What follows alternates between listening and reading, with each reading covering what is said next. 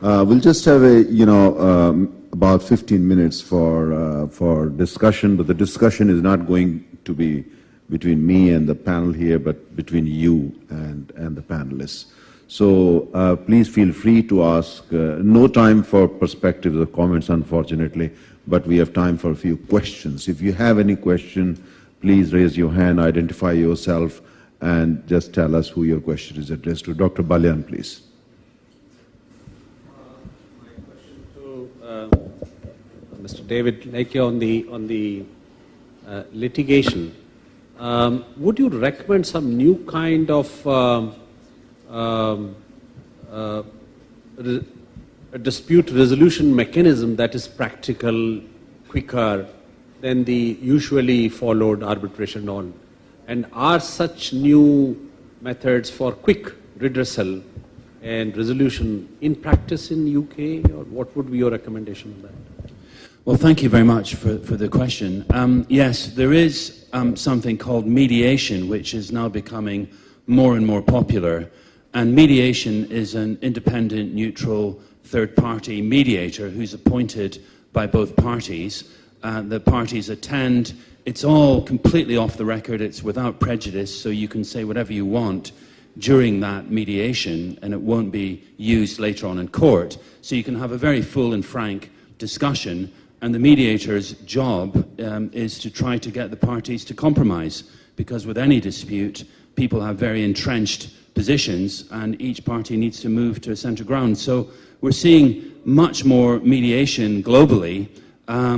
Indeed, in England, the rules for litigation in England, you have to consider mediation. It is obligatory that you consider it. They can't force you to do it, but if you don't do it and you then proceed to litigation, there will be very severe consequences that the judge will impose. So we're seeing that all over the world. It's not just in the UK, it's in the Middle East, in the Far East, South America, North America. It's very commonly used now.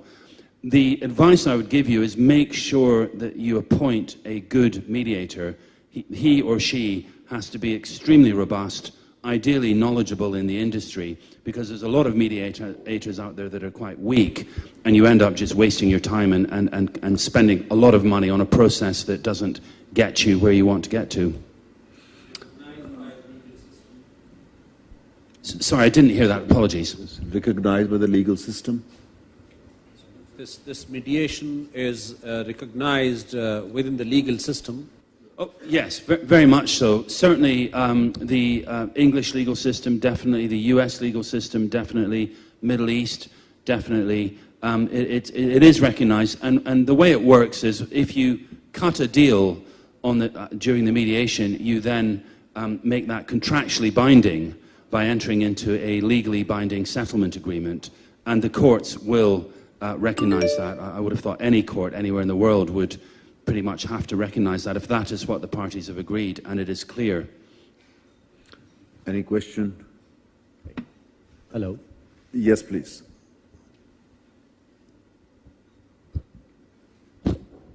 Good morning, Rajiv Khanna from E&Y. This is to the panel. In the last decade and a half, we have seen new technologies coming up, the unconventional and renewable classified as disruptive technologies. What could be the new disruptive technologies for the energy sector going forward? Disruptive technology. I think, Dr. Abbott, you're probably the right person to take this question. Could you take this question, please? So just so I understand your question correctly, you're saying in the renewable sector, what are the disruptive technologies? Is that any sector? Ooh, that's an interesting question. Yeah, I hesitate to answer something like that because with energy, I always like to reserve judgment. I like to not try to predict things that are still in the research phase that aren't done yet, because you can never predict whether they will really be commercially viable and take off. So I like to not put those things on the Yeah. table until we really see No, them. I appreciate that. Yeah. I think I'll But ask the Mr. question Mathur. is what is out Disruptive. there now that is real. But the thing is, the things that are out there now are established things as far as I'm aware. Disruptive So I'll technology. pass the question over to someone else. To Mr. Mathur, maybe. You know, it's very difficult, as pointed out, to predict something that has happened. But if you look at the change in technology, I mean, the sheer change in pace itself has been remarkable. I mean, we never thought we'll have battery-operated cars. Now we are talking driverless cars.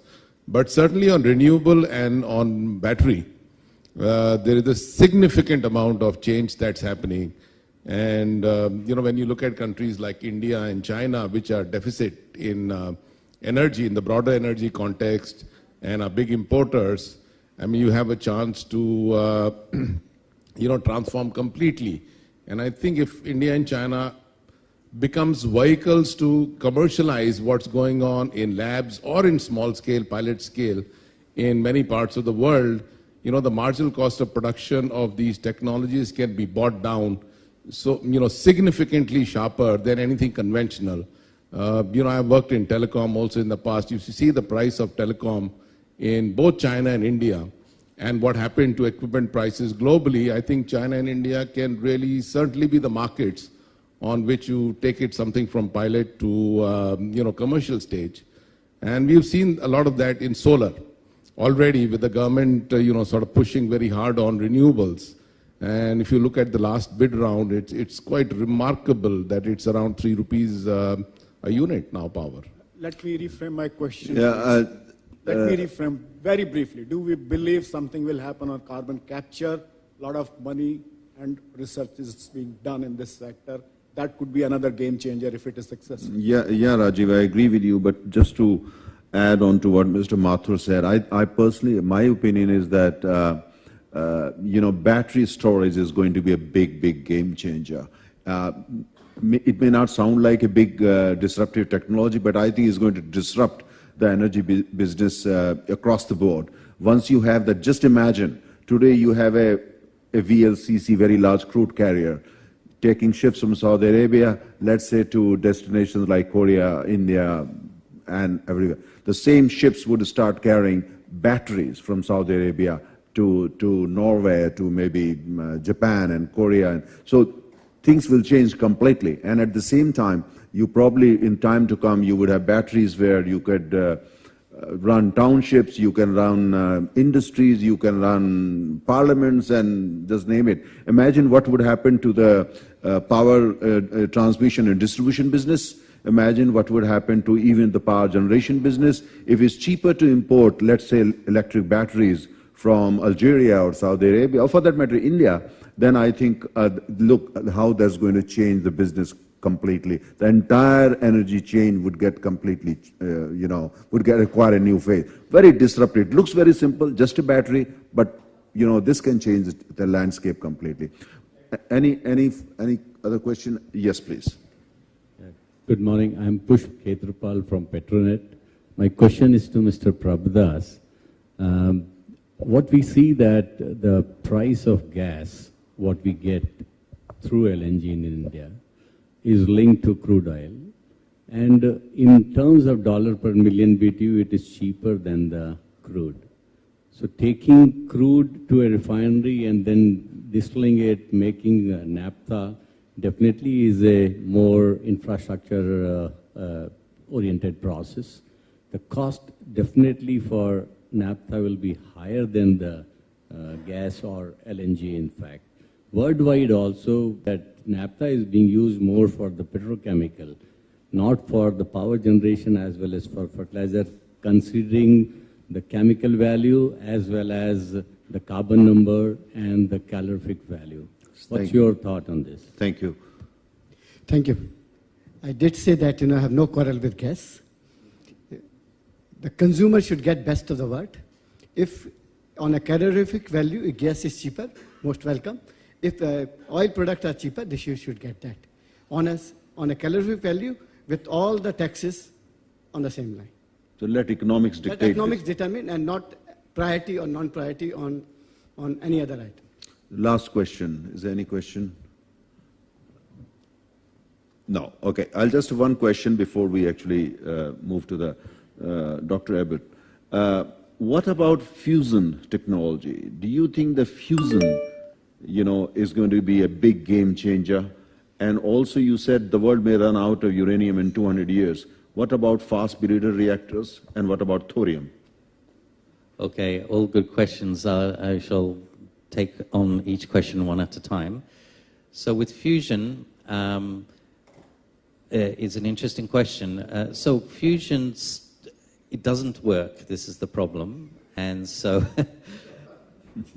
and who knows when it's going to be commercial, and when it will work. It could be 20 years, 50 years, who knows. So this is the first problem with fusion. The second problem with fusion is it still gives off lots of neutrons. So it still makes everything that it touches radioactive. The nuclear vessel becomes radioactive and has to be buried. It becomes waste. What the nuclear fusion industry doesn't tell you, that it doesn't like to publicize, is nuclear fusion isn't just water. They say that in all their PR, but what they're doing is they're really transmuting lithium. They're turning lithium into tritium and then using that for the fusion. And what is lithium? It's used in every mobile phone, every laptop. It's a very important substance used in all our batteries.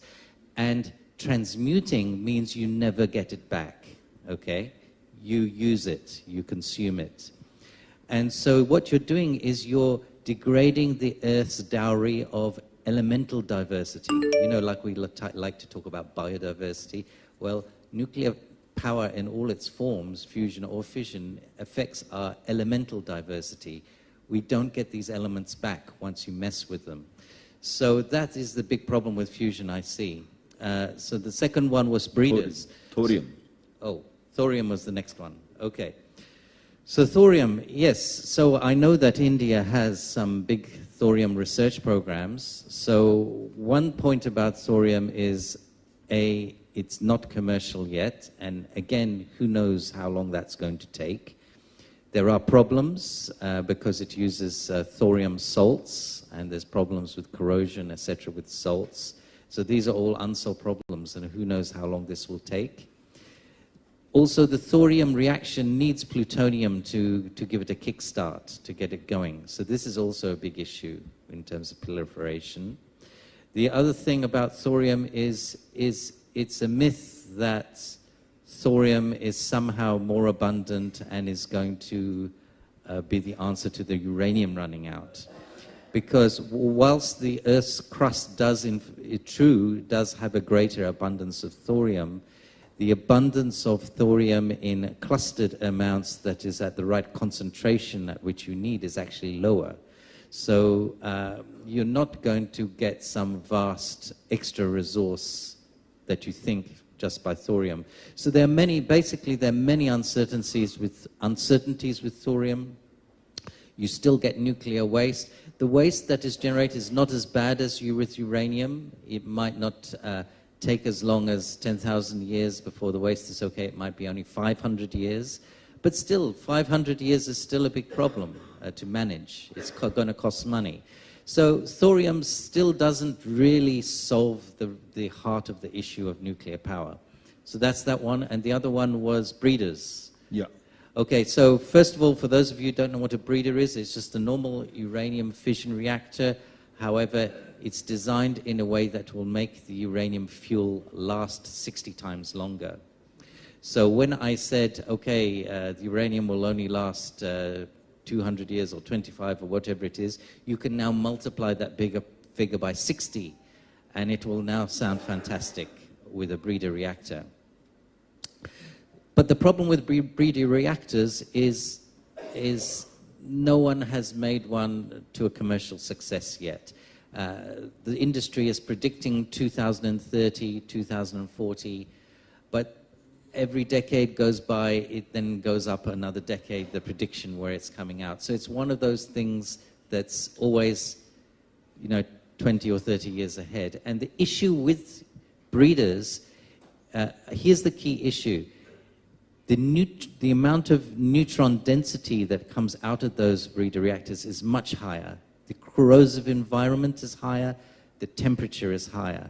And so the nuclear vessel breaks down more quickly. And this is the problem. They haven't solved this issue of how to stop the cracking in the nuclear vessel that you get with normal fission.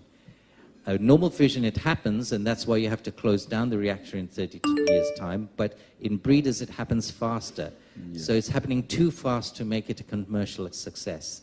This is the issue. So it's a materials issue, yes, and it hasn't been solved. Thank you very much.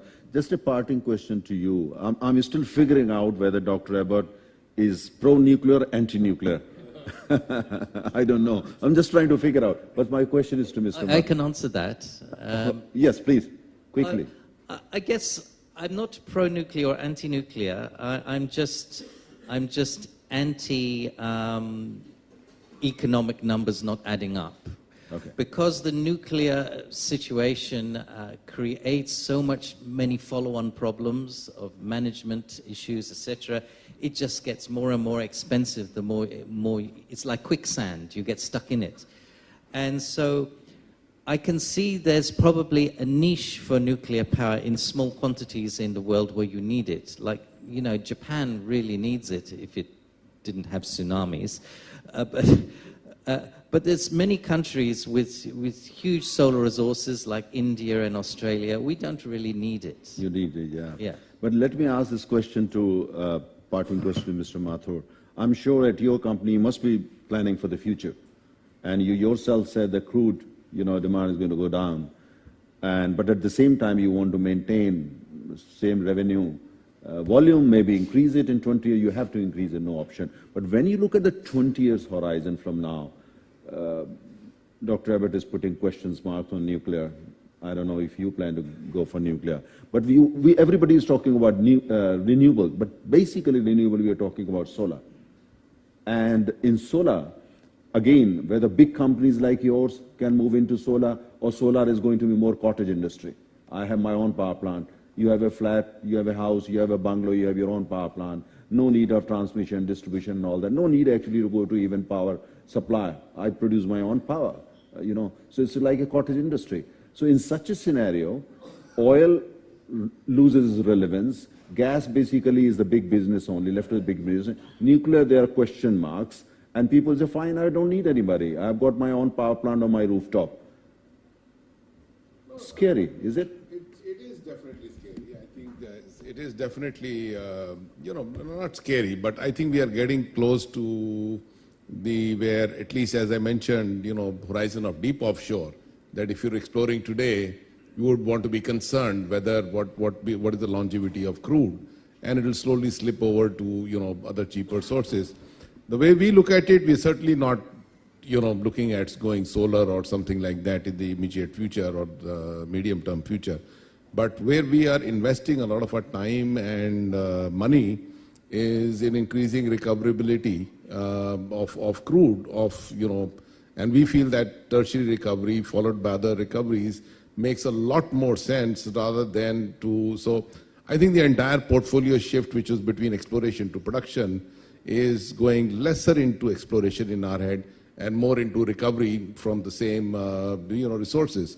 Because if you look at hydrocarbons in place versus what has been extracted versus how technology is going to evolve within the upstream and service provider is going to go more that way. Thank you very much. Please join me in giving a big hand to Chair Tom Cutler and of course to the all panelists. And thank you very much.